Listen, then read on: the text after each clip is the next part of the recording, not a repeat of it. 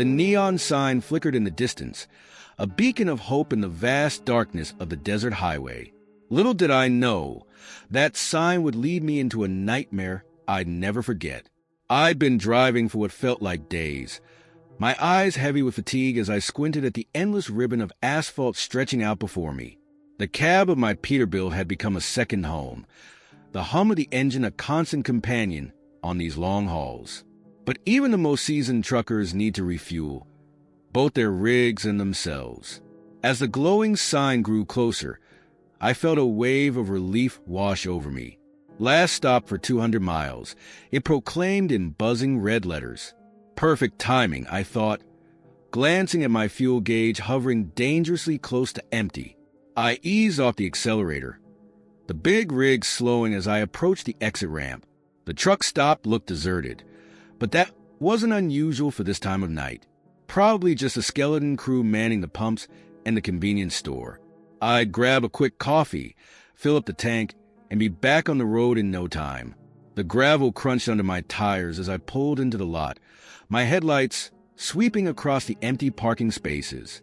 Not another vehicle in sight. Odd, but not unheard of. I maneuvered my truck towards the diesel pumps, killing the engine and sitting for a moment in the sudden silence. That's when I first noticed something was off. The quiet was absolute. No distant hum of refrigeration units. No buzz of insects drawn to the harsh fluorescent lights. Just an eerie stillness that made the hair on the back of my neck stand up. I shook off the feeling. Imagination playing tricks after too many hours on the road. That's all. I grabbed my wallet and climbed down from the cab, my boots hitting the pavement with a dull thud that seemed too loud in the oppressive silence. As I walked towards the pump, I noticed dark stains on the concrete. Oil spills weren't uncommon at truck stops, but these looked different, darker, with strange patterns that almost looked like, no, I was just tired. I focused on the task at hand, reaching for the fuel nozzle. That's when I saw the first marking. At first, I thought it was just graffiti, but as I looked closer, my blood ran cold. Carved into the metal of the pump was a symbol I'd never seen before, intricate swirls and jagged lines forming a design that hurt my eyes to look at directly. I stumbled back, my heart racing. What the hell was going on here? I spun around, suddenly aware of how exposed I felt in the harsh glare of the overhead lights. And that's when I saw them, more symbols, etched into the ground, the walls of the buildings, even scratched into the windshields of abandoned cars I hadn't noticed before. My breath came in short gasps as I tried to make sense of what I was seeing. This couldn't be real. I was hallucinating. Had to be. Too many hours on the road. Too much gas station coffee. I squeezed my eyes shut, counting to 10 before opening them again. The symbols were still there. A gust of wind whipped across the lot, carrying with it the faintest sound, a whisper, barely audible but unmistakably there. I strained to listen, turning slowly in a circle as I tried to pinpoint the source. Help us. The words were so faint I wasn't sure I'd actually heard them. But then they came again, louder this time, seeming to emanate from the darkened windows of the convenience store. Trapped, help us. Every instinct screamed at me to run, to get back in my truck and floor it, never looking back. But something held me in place. Curiosity, stupidity, or maybe some misplaced sense of duty. I found myself taking a step towards the store, then another. The automatic doors didn't budge as I approached. I peered through the grimy glass, cupping my hands around my eyes to block the glare. The interior was pitch black, but I could have sworn I saw movement, shadowy figures darting just out of sight. Hello, I called out, my voice sounding thin and scared even to my own ears. Is anyone in there? Do you need help? The whispers grew more insistent, a cacophony of pleading voices that seemed to be coming from everywhere at once. I stumbled back, overwhelmed by the assault on my senses. That's when I noticed something that turned my blood to ice. My truck was gone. Where I had parked just minutes ago was now an empty space, as if my rig had never been there at all. I spun in a circle, frantically searching the lot. but there was no sign of my Peterbilt anywhere. Panic set in, my heart pounding so hard I thought it might burst from my chest. I patted my pockets, searching for my phone, my keys, anything, but they were all gone. I was stranded here, alone in this nightmare of a truck stop with no way to call for help. The whispers grew louder, more insistent. I could almost make out individual words now. Pleas for help mixed with warnings of danger. But danger from what? I couldn't see any immediate threat. Just the empty lot and the ominous symbols that seemed to writhe and shift when I wasn't looking directly at them. I had to get out of here, with no truck and no phone. My only option was to start walking. Surely another vehicle would come along eventually. I turned towards the exit, ready to make a run for it, and froze. Standing between me and escape was a figure, humanoid in shape, but wrong somehow. Too tall, too thin, its proportions subtly off in a way that made my mind recoil. It stood motionless, featureless face turned towards me. I blinked, and it was gone. But now there were more whispers coming from behind me. I whirled around to see more figures emerging from the shadows, their movements jerky and unnatural. They converged on me from all sides, their whispers rising to a fevered pitch. I ran. There was nowhere else to go but into the convenience store. I slammed into the doors, expecting them to be locked, but they gave way easily. I stumbled inside, the darkness swallowing me whole. The whispers followed me, growing louder and more frantic. I fumbled blindly in the dark, knocking over displays and tripping over unseen obstacles. My hands found a counter, and I vaulted over it, crouching down and trying to slow my panicked breathing. For a moment, there was silence. Then, a single voice, clear as day, right next to my ear. "You shouldn't have come here," I screamed, scrambling away and colliding with shelves behind me. Products rained down, the clatter deafening in the enclosed space. I flailed, trying to find my way back to the doors, but I was completely disoriented in the darkness. Suddenly, light flooded the store. I blinked, momentarily blinded, raising a hand to shield my eyes. As my vision adjusted, I found myself face to face with myself. It was like looking in a mirror, but wrong. The other me stood perfectly still, its expression blank. Behind it, I could see more copies of myself, filling the store, all staring at me with empty eyes. I backed away, my mind unable to process what I was seeing. This couldn't be real. It had to be a dream, a hallucination, anything but reality.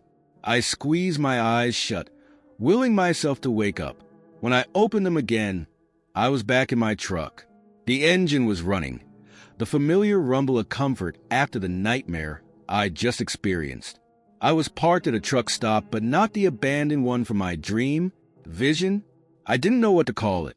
My hands shook as I checked my phone. Only 10 minutes had passed since I'd pulled in to refuel, but it had felt like hours in that other place. As I put the truck in gear, ready to get the hell out of there, I glanced in my side mirror.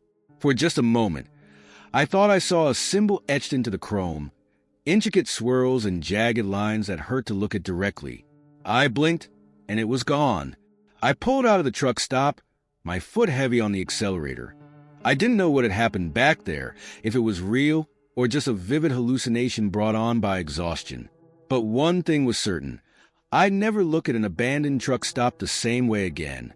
As the miles rolled by, the memory of the whispers and the symbols began to fade. But deep down, I knew I'd always be looking over my shoulder, wondering if the next stop might be my last. In this line of work, you never know what's waiting for you out there on the lonely highways. And sometimes, the things that go bump in the night are all too real. Hook. I've picked up my fair share of hitchhikers in my years on the road, but none like the wide-eyed, trembling man who would change the course of my night and maybe my life. The dashboard clock read 2:17 a.m. as I cruised down the lonely stretch of Highway 41. The full moon hung low in the sky, casting an eerie glow over the endless expanse of cornfields on either side of the road. I'd been driving for nearly 14 hours straight, my eyes burning with fatigue, but I was determined to make it to the next major town before calling it a night. That's when I saw him. At first, I thought it was just another shadow cast by the moonlight, but as I drew closer, the figure took shape. A man, his arm outstretched, thumb raised in the universal signal of a hitchhiker. Now, I'm not usually one to pick up strangers, especially not in the dead of night on a deserted highway. But something about this guy made me slow down. Maybe it was the desperation in his posture, or the way he seemed to materialize out of nowhere. Whatever it was, I found myself easing off the accelerator, my big rig slowing to a crawl on the shoulder of the road. As my headlights illuminated him fully, I got my first good look at the hitchhiker. He was a mess. Clothes torn and dirty, hair wild, eyes darting back and forth like a cornered animal. But it was the expression on his face that really got me. Pure, unadulterated fear.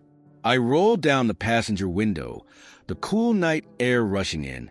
"You all right, buddy?" I called out. The man's head snapped towards me, relief washing over his features. "Oh, thank God," he breathed, already reaching for the door handle. "Please, you gotta help me. We need to go. Now." Against my better judgment, I unlocked the door. The hitchhiker scrambled into the cab, slamming the door behind him with enough force to rock the whole truck. "Drive," he panted, eyes fixed on the side mirror. "Please just drive." I hesitated for a moment, my hand hovering over the gear shift. This guy was clearly in some kind of trouble, and every instinct told me to kick him out and keep on rolling. But there was something in his voice, a raw desperation that tugged at me. "All right," I said, putting the rig in gear, "but you better start talking. What's going on?" As we pulled back onto the highway, the hitchhiker seemed to relax slightly, though his eyes never stopped scanning the road behind us. "Thanks, man. I mean it. Name's Dave. I don't even know where to begin. The beginning's usually a good place," I grunted, trying to keep my attention split between the road and my increasingly agitated passenger. Dave ran a shaky hand through his matted hair. "You're gonna think I'm crazy." "Hell, I think I'm crazy. But I swear to God, every word is true." He launched into his story, the words tumbling out in a frenzied rush. He'd been driving the same stretch of road earlier in the night when his car broke down. No cell service, middle of nowhere, classic horror movie setup, he said with a humorless laugh. I was under the hood, trying to figure out what was wrong. When I heard it, Dave continued, his voice dropping to a whisper. This sound, like nothing I've ever heard before, sort of a low hum, but wrong somehow, made my teeth ache and my skin crawl. I nodded, encouraging him to go on, even as a chill ran down my spine. Then I saw the lights, way off in the cornfield. Thought it was another car at first, but it was moving all wrong, zigzagging through the corn. Getting closer and closer, Dave's eyes were wide, reliving the moment. I didn't stick around to see what it was. Just started running. Been trying to flag down a ride ever since. I digested his story in silence for a moment, my knuckles white on the steering wheel. It sounded insane, like something out of a bad sci-fi movie, but the terror in Dave's voice was real enough. Look, man, I started, trying to keep my tone even. I'm not saying I don't believe you, but there, Dave shouted, nearly causing me to swerve off the road. He was half out of his seat, pointing frantically at the side mirror. You see it? Tell me you see it. I squinted into the mirror, seeing nothing but darkness and the faint glow of my taillights. I began, but then I caught it. A flicker of movement, just at the edge of my vision. A pair of lights, weaving through the cornfield parallel to the highway. Oh shit, I breathed, my foot unconsciously pressing harder on the accelerator. What the hell is that? Dave was in full-blown panic mode now, practically climbing into the back of the cab to keep his eyes on the mirror. It found me. Oh, God! It found me. "We gotta go faster, man. It's catching up." I didn't need to be told twice. I pushed the rig as hard as I dared, the engine roaring in protest as we barreled down the empty highway. But no matter how fast we went, those lights kept pace, always just visible in the mirror. "What is it?" I shouted over the engine noise. "What does it want?" Dave shook his head wildly. "I don't know." I didn't stick around long enough to find out, but I got the feeling it was hungry. A chill ran through me at his words. This was insane. Things like this didn't happen in real life. Any minute now, I'd wake up in my bunk, my alarm blaring, this whole night nothing but a bad dream brought on by too much truck stop coffee. But I didn't wake up. The nightmare kept unfolding, mile after terrifying mile. We drove like that for what felt like hours, though my dashboard clock told me it had only been about 20 minutes. The lights behind us never got closer, but they never fell behind either. Always there, always watching, always waiting. "We can't keep this up forever," I said, glancing at my fuel gauge. "We're gonna have to." My words were cut off by a sudden, deafening screech of metal. The whole truck shuddered, nearly sending us off the road. I fought with the wheel, trying to keep us straight, as Dave let out a strangled cry. "It's here!" he screamed, pointing at something behind us. "Oh, God!" "It's on the trailers." I risked a glance in the rearview mirror and immediately wished I hadn't. Something was clinging to the back of my trailer, a dark shape silhouetted against the moon. As I watched, it began to move, crawling along the top of the container within human speed. "Fuck this," I growled, gritting my teeth. "Hold on." I yanked the wheel hard to the right, sending us careening onto an unmarked dirt road I'd spotted at the last second. The truck bounced and shuddered as we left the smooth asphalt, threatening to tip with every bump and pothole. Dave was thrown against the passenger door, his eyes wild with terror. "What are you doing?" he yelled. "Trying to shake it off." I shouted back, my entire body tense, as I fought to keep the rig under control. If we can't shit, a dark shape suddenly loomed in front of us, a massive, gnarled oak tree standing sentinel in the middle of the road. I cranked the wheel, the tires screaming in protest as we swerved to avoid it. For a heart-stopping moment, I was sure we were going to tip. The world tilted crazily, and I could feel the wheels on one side lifting off the ground. Then, with a bone-jarring thud, we slammed back down onto all 18 wheels. I brought the truck to a shuddering halt, my heart pounding so hard I thought it might burst from my chest. For a long moment, the only sound was our ragged breathing and the tick-tick-tick of the cooling engine. Is it gone?" Dave whispered, peering cautiously out the window. I didn't answer right away, straining my ears for any sign of our pursuer.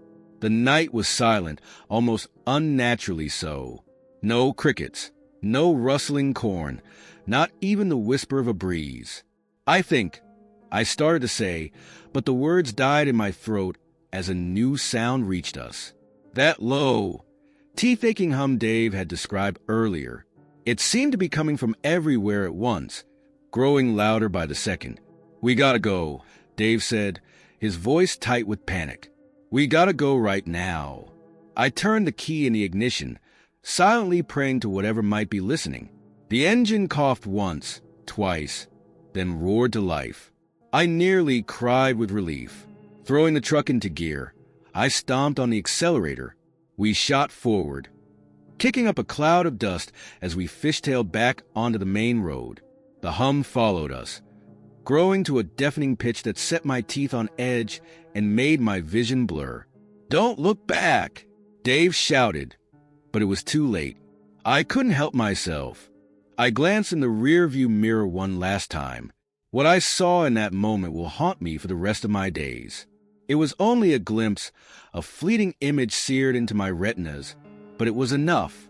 A shape that defied description, all angles and edges that shouldn't exist in our reality. And eyes, so many eyes, all fixed on us with a hunger that transcended the physical. I wrenched my gaze away, focusing on the road ahead with every ounce of willpower I possessed. We drove like that for hours, neither of us daring to speak, both waiting for that hum to start up again. But it never came. As the first rays of dawn broke over the horizon, we finally allowed ourselves to relax. Whatever had been chasing us seemed to have given up, or at least retreated with the coming of the light. I pulled into the first truck stop we came across, my hands shaking as I cut the engine. Dave and I sat in silence for a long moment, neither quite able to believe we'd made it. What do we do now?" Dave finally asked, his voice hoarse. I shook my head at a loss. "I don't know, man. I really don't know." As we climbed out of the cab on unsteady legs, I knew one thing for certain. I'd never look at a hitchhiker the same way again. And I'd always keep one eye on the rear view mirror, watching for those lights in the corn. Because sometimes the real monsters aren't the ones we pick up on the side of the road. Sometimes they're the ones chasing us from behind. Hook! Static crackled through the cab, breaking the monotony of the night. Then a voice, clear as day, came through my CB radio. "Turn back now, driver. Death awaits on the road ahead." I'd been on the road for close to 14 hours, the endless ribbon of asphalt stretching out before me like a black river in the night. My eyes were heavy, my mind dulled by the hypnotic flash of white lines passing beneath my rig. Coffee had long since lost its effect, and I was running on nothing but determination and the promise of a warm bed at the next truck stop. That's when the voice came through my CB radio, jolting me awake like a shot of adrenaline straight to the heart. At first, I thought I'd imagined it, a trick of an exhausted mind. But then it came again, stronger this time, cutting through the usual chatter of Channel 19. "This is not a drill. All drivers on I-80 westbound. Danger lies ahead. Take the next exit." I repeat, take the next exit. I sat up straighter, suddenly alert. In all my years on the road, I'd never heard anything like this. Sure, there were always warnings about speed traps or accidents, but this was different. The voice carried an urgency that sent a chill down my spine. "Break 19, I called into the mic, using the standard call to interrupt ongoing conversations. "This is Nighthawk. Can anyone confirm that warning?" Over. For a moment, there was nothing but static. Then the replies started coming in, a chorus of confused and concerned voices. "Nighthawk, this is Big Red. I heard it too. Sounds serious." Over. "Russ Bucket here. My GPS is showing clear roads ahead, but that voice gave me the creeps." Over. I glanced at my own GPS. Nothing but green lines as far as the eye could see. No accidents, no construction, nothing that would warrant such an ominous warning. But something in my gut told me this wasn't a hoax or a bored driver playing games. The mysterious voice came through again, louder this time, drowning out the other chatter. "Last warning, drivers. Evil walks the highway tonight. Save yourselves while you still can." A chill ran down my spine. Evil? What the hell was that supposed to mean? I'd encountered my fair share of danger on the roads. Drunk drivers, bad weather, even the occasional wild animal. But evil? That was a new one.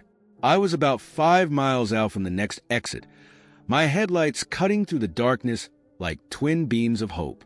Part of me wanted to dismiss the warning, to chalk it up to late-night paranoia and keep on rolling. But another part, a deeper instinct honed by years on the road, was screaming at me to listen. That's when I saw the first set of brake lights ahead of me. Then another, and another. A line of semis was forming, all pulling onto the shoulder. My CB crackled to life again, this time with a familiar voice. "Nighthawk, this is Grizzly. You seeing this? Looks like folks are taking that warning seriously." Over. I keyed the mic, my voice tense. "Roger that, Grizzly. You pulling over too?" Over.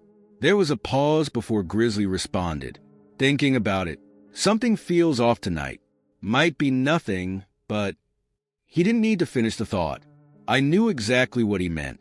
There was a heaviness in the air, a sense of foreboding that seemed to seep into the cab despite the warmth of the heater. I eased off the accelerator, my mind racing. The logical part of me said to keep going. I had a deadline to meet, and there was no visible danger ahead. But logic wasn't winning this battle. Just as I was about to signal and join the line of trucks on the shoulder, a new sound cut through the night. It started as a low rumble, barely audible over the drone of my engine, but it grew quickly, becoming a roar that seemed to shake the very air around me. I leaned forward, peering through the windshield, trying to identify the source. That's when I saw it. A glow on the horizon, sickly green and pulsing like a diseased heart. Sweet Jesus, I breathed, my hands tightening on the wheel. What in God's name is that? The CB exploded with chatter, drivers all seeing the same thing. Panic edged into their voices as theories flew back and forth. Northern lights gone wrong. Some kind of explosion. A government experiment gone haywire. But deep down, I knew it was none of those things. This was something else entirely, something that didn't belong in our world.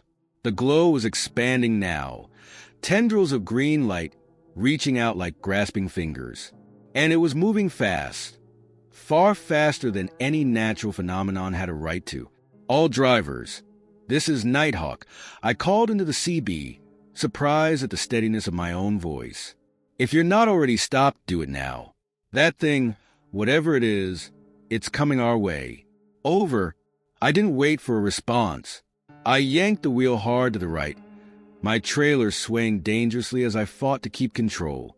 The tires hit the rumble strip, then gravel, before I managed to bring the rig to a shuddering halt on the shoulder. Heart pounding, I killed the engine and sat in sudden silence. The glow was closer now, casting an eerie light over the stopped trucks. I could see drivers climbing down from their cabs, gathering in small groups, all eyes fixed on the approaching phenomenon. That's when I noticed something that turned my blood to ice. The glow wasn't just coming towards us. It was consuming everything in its path. Trees, road signs. Even the asphalt itself seemed to dissolve as the light touched it, leaving behind nothing but empty darkness. "Oh, God!" I whispered, my hand already reaching for the door handle. We gotta run. We gotta run now." I burst out of the cab, nearly falling in my haste. "Everyone," I shouted, waving my arms frantically, "get away from the road. It's destroying everything it touches." For a moment, no one moved. Then, as if a spell had been broken, chaos erupted. Drivers scrambled away from their rigs, some heading for the tree line, others running back the way we'd come. The night was filled with shouts, screams, and the thunderous approach of the green light. I ran, my lungs burning, legs pumping as fast as they could carry me. I could feel the heat of the light on my back, hear the sizzle and pop of reality unraveling behind me. Part of me wanted to look back, to see what was becoming of our trucks, our livelihoods. But a stronger instinct kept my eyes forward, focused on survival. I don't know how long I ran. Time seemed to lose all meaning in the face of that otherworldly threat. But eventually, the roar began to fade, the heat on my back lessening. I risked a glance over my shoulder and nearly stumbled in shock. The glow was receding, pulling back like a tide going out. But where it had passed, there was nothing. No road, no trees, no trucks. Just an inky void that hurt my eyes to look at directly. I slowed to a stop, chest heaving as I tried to catch my breath. Around me, other drivers were doing the same, all of us staring in disbelief at the destruction behind us. What was that?" someone nearby asked, voice trembling. I shook my head, at a loss for words. How could you describe something so far outside the realm of normal experience? As the adrenaline began to fade, the reality of our situation started to sink in.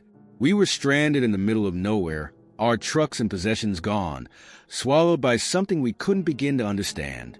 The CB on my hip crackled to life, making me jump. I'd forgotten I'd clipped it to my belt before running. The same voice from earlier came through, softer now, almost sad. "I'm sorry I couldn't save you all. Be strong. This is only the beginning." A chill ran through me at those words. Only the beginning? What could that possibly mean? As if in answer, a low hum began to fill the air. In the distance, I could see pinpricks of green light appearing, like toxic stars in a newborn sky. "We need to move," I said, my voice sounding strange in my own ears. Whatever that was, it's not done with us yet. As we began to walk, a ragtag group of shell-shocked truckers, I couldn't help but think about the mysterious voice on the CB. Who were they? How did they know what was coming? And most importantly, what else did they know about what we were facing? One thing was certain, my life as I knew it was over. The open road I'd called home for so many years was gone, replaced by something terrifying and unknown. But I was alive, and as long as I was breathing, I'd keep moving forward. Because sometimes, that's all you can do. Keep driving, even when the road ahead leads into darkness. And always listen to the warnings on your radio. You never know when they might just save your life. Hook. The digital display flickered to life, numbers rolling like a slot machine before settling on a figure that made my blood run cold. Midnight. In that moment, I realized time itself had stopped at this godforsaken way station. I'd been on the road for nearly 16 hours straight, my eyes gritty with fatigue as I squinted at the reflective signs announcing the upcoming way station. "Mandatory stop," they declared in bold letters. I sighed, easing off the accelerator. Just what I needed. Another delay on this already endless haul. The clock on my dashboard read 11:47 p.m. as I pulled onto the off-ramp. Strange time for a way station to be open, I thought, but who was I to question the DOT scheduling? I'd learned long ago that arguing with the authorities only led to more headaches and lost time. As my rig rumbled onto the scale, I noticed something odd. The place was busy, unusually so for this time of night. A line of trucks stretched out behind me, their headlights cutting through the darkness like searching fingers. Ahead, I could see more rigs pulled off to the side, drivers milling about aimlessly. I put it out of my mind as I rolled to a stop on the scale. Probably a big inspection blitz, I reasoned. Just my luck to get caught up in it. I grabbed my logbook and paperwork, then climbed down from the cab. The first thing that hit me was the silence. Despite all the trucks and people around, there was no sound of idling engines, no chatter among drivers, not even the usual hum of electronics from the way station office. It was as if someone had hit a giant mute button on the world. Shaking off the eerie feeling, I approached the office window. The attendant inside was a thin man with pale skin and sunken eyes. He moved with an odd, jerky precision as he held out his hand for my paperwork.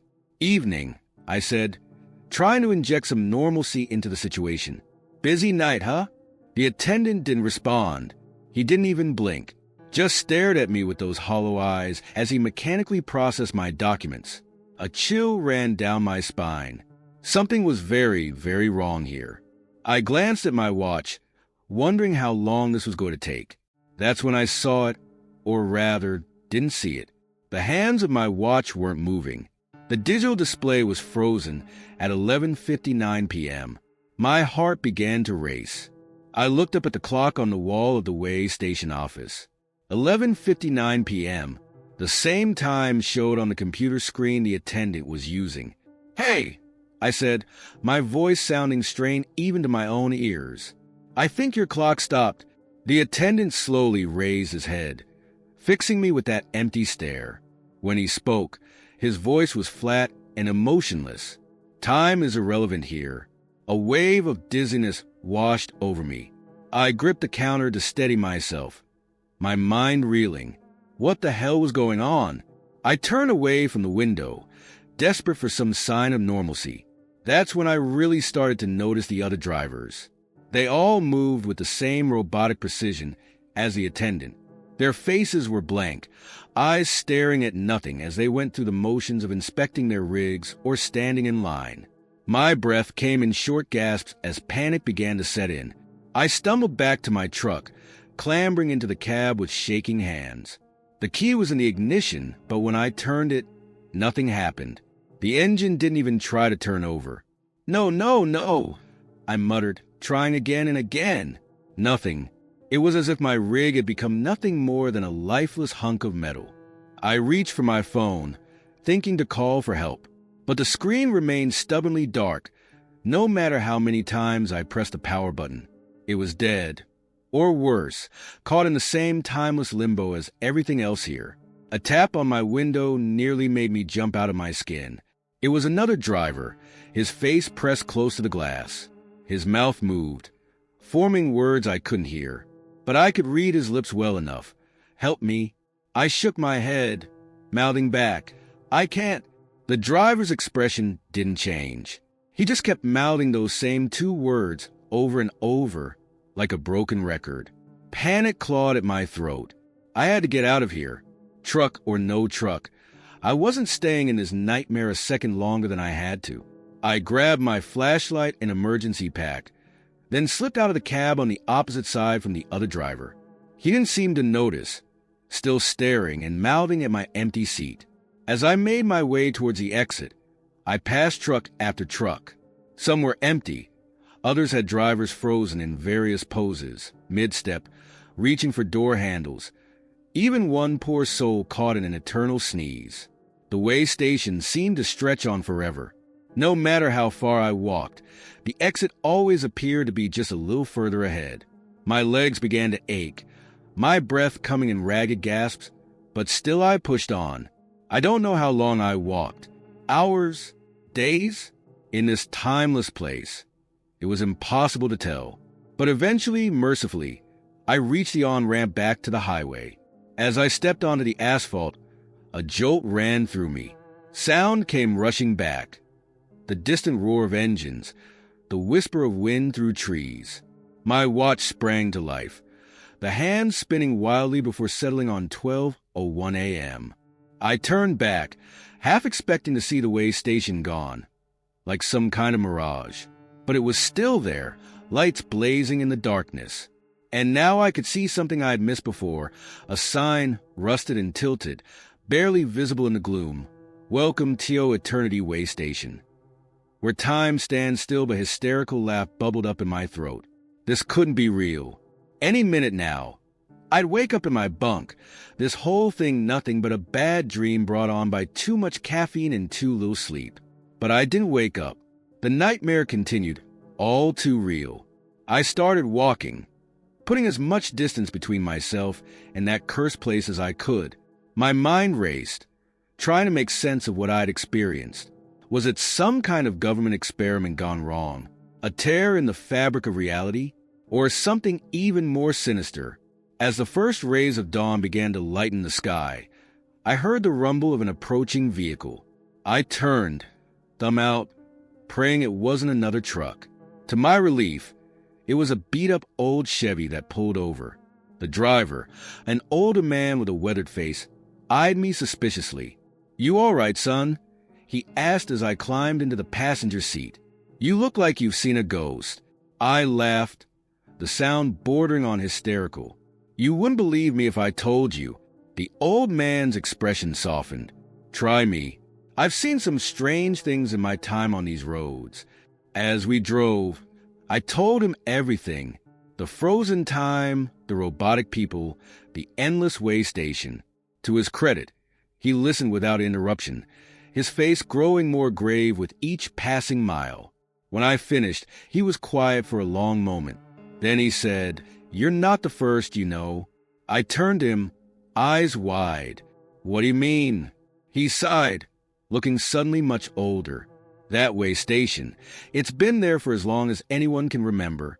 And every now and then, someone comes stumbling out of there, just like you, talking about lost time and people frozen in place."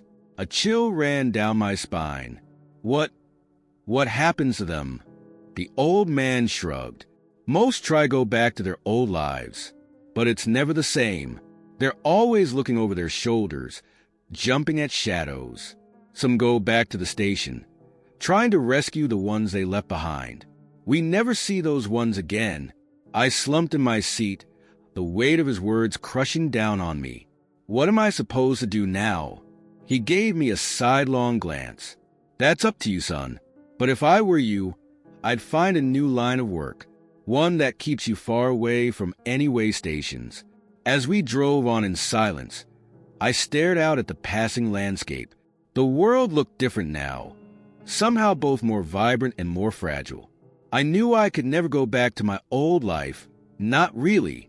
The memory of that timeless place would always be with me, a warning of the strange and terrifying things that lurk just beyond the edges of our reality. But I was alive and free, and that was something. As the sun rose higher in the sky, I made a silent vow. I would find a way to warn others, to save them from the fate that had nearly claimed me. And maybe, just maybe, I would find a way to free those still trapped in that eternal moment. Because out here on the open road, anything is possible, even escaping from a place where time stands still. Hook. The fog rolled in thick and fast, swallowing the road ahead. But it wasn't the sudden whiteout that sent a chill down my spine. It was the shadows dancing at the edge of my headlights, taking forms that had no business existing in this world. I'd been driving for what felt like days, my eyes heavy with fatigue as I navigated the winding mountain roads. The GPS on my dashboard had given up hours ago, leaving me to rely on my instincts and the occasional road sign to guide me through the treacherous pass. As night fell, the temperature dropped rapidly. I cranked up the heater in my rig, watching my breath fog up the windows despite the warmth inside the cab. That should have been my first warning that something wasn't right. The fog came out of nowhere. 1 minute I was cruising along. The next I was enveloped in a sea of white so thick I could barely see the hood of my truck. I eased off the accelerator, my knuckles turning white as I gripped the steering wheel. Easy does it, I muttered to myself, squinting through the windshield. Just take it slow and steady. But as I crept forward, I began to notice something odd about this fog. It seemed to move with a purpose, swirling and eddying in ways that defied natural airflow. And there was something else. Shapes within the mist, fleeting shadows that disappeared the moment I tried to focus on them. I shook my head, trying to clear it. Just tricks of the light, I told myself. Your eyes playing tricks after too many hours on the road.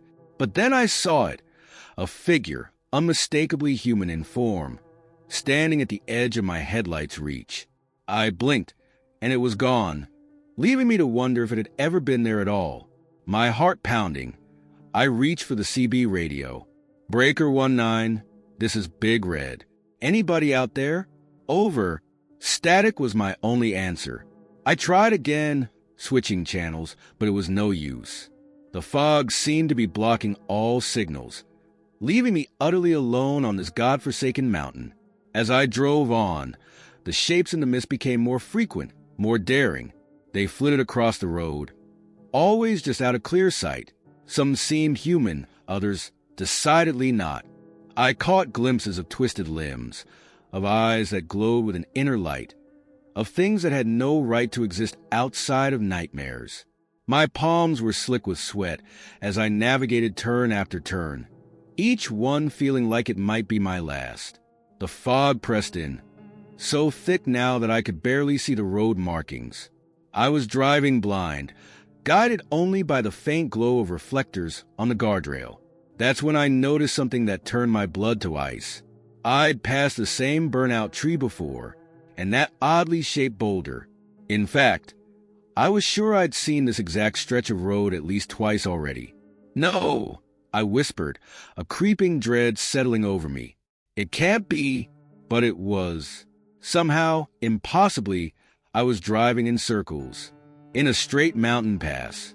I pulled over, my rig shuddering to a halt on the shoulder. I needed to think, to figure out what the hell was going on. As I sat there, engine idling, the shadows in the mist grew bolder. They pressed closer, taking on more solid forms. A face appeared at my driver's side window, so suddenly that I yelped in surprise. It was an old man, his skin pale and wrinkled, eyes milky white. His mouth moved, forming words I couldn't hear. I rolled down the window a crack, against my better judgment. "What?" I called out, my voice shaking. "What do you want?" The old man's voice came through, thin and reedy. "Turn back," he whispered, "while you still can." And then he was gone, dissolving into the mist like he'd never been there at all. My heart was pounding so hard I thought it might burst from my chest. This couldn't be real. I had to be dreaming, or hallucinating, or something. Anything but this nightmare made real. With trembling hands, I put the truck back in gear. But which way was forward? Which way was back? In this endless loop of fog and shadows, direction had lost all meaning. I chose a direction at random and pressed on, my eyes darting from the road to the mirrors to the shapes that continued to dance at the edge of my vision. Hours seemed to pass, though my watch insisted it had only been minutes. The shadows grew bolder, more substantial. I saw things that defied description. Creatures with too many limbs, faces distorted in silent screams, landscapes that couldn't possibly exist in our world bleeding through the fog. And always, always, that same stretch of road, the burnt tree, the misshapen boulder, mocking me with their familiarity in this place where nothing made sense. I don't know how long I drove like that, trapped in an endless loop of terror and confusion. But eventually, something changed. A new landmark appeared, a turnoff I hadn't seen before, leading down a steep, narrow road. I hesitated. For all I knew, this could be another trick, leading me even deeper into this nightmare realm. But the alternative was to keep driving in circles until I ran out of fuel or lost my mind. Whichever came first. Taking a deep breath, I turned onto the new road. The descent was terrifying, my truck barely fitting between the sheer rock face on one side and the deadly drop on the other. The fog seemed to thin slightly, allowing me glimpses of the valley far below. As I rounded a particularly sharp bend, my headlights illuminated something that made me slam on the brakes. There, in the middle of the road, stood a young woman. She was pale, with long dark hair that seemed to float around her as if she were underwater. Her eyes, when they met mine, were filled with a profound sadness. I sat there, engine idling, unsure of what to do. Every instinct screamed at me to turn around, to get as far away from this apparition as possible. But something in her expression held me in place. Slowly, moving as if in a dream, I opened my door and stepped out onto the road. The fog swirled around my feet, cold and damp. "Who are you?" I called out, my voice sounding strange in the muffled silence. The woman's lips didn't move, but I heard her voice in my mind, clear as day. "A warning," she said. "And a guide." "A guide to where?" I asked, taking a cautious step closer. "To the way out," she replied. "But only if you're willing to face what lies ahead." I swallowed hard, looking back at my truck. I could turn around, try to find another way down the mountain. But deep down, I knew there was no going back. Whatever this place was, whatever forces governed it, they wouldn't let me leave so easily. "What do I need to do?" I asked, turning back to the woman. She raised a hand, pointing further down the road. "Drive," she said. "No matter what you see, no matter what tries to stop you, don't stop driving until you reach the bottom." And then she was gone, leaving me alone on the dark, foggy road. My legs felt like lead as I climbed back into the cab. As I put the truck in gear, I saw movement in my mirrors. The shadows were back, more numerous and more substantial than ever. They surged behind me, a wave of nightmares made flesh. I stomped on the accelerator, the engine roaring as I hurtled down the mountain road. The fog parted before me, revealing glimpses of impossible things, landscapes that shifted and changed, creatures that defied description, realities bleeding into one another. The shadows pursued, always just behind me. I saw faces in my mirrors, people I knew, people I'd lost, all reaching out with pleading eyes. It took every ounce of willpower not to stop, not to try and help them. I knew somehow that they weren't real, that they were just another trick of this place. The descent seemed to last forever. My hands were cramping from gripping the wheels so tightly, my eyes burning from the strain of piercing the gloom. But I kept going, the woman's words echoing in my mind. Don't stop driving. Don't stop driving. And then, suddenly, I broke through. The fog vanished as if it had never been, leaving me blinking in the bright light of dawn. I was at the bottom of the mountain, the road stretching out before me across a sun-drenched valley. I brought the truck to a shuddering halt, my whole body trembling with exhaustion and residual fear. For a long moment, I just sat there, breathing deeply, trying to process what had happened. Had it been real? A hallucination brought on by fatigue and the treacherous mountain roads? Or something else entirely? Some encounter with forces beyond our understanding? I didn't have answers. I'm not sure I ever will. But as I put the truck back in gear and continued on my way, I knew one thing for certain. I would never look at a foggy night the same way again. And if I ever find myself on that mountain pass again, no matter how clear the night or how urgent the delivery, I'll turn around and find another route. Because some roads, once traveled, can never be forgotten, and some shadows, once seen, will haunt you forever.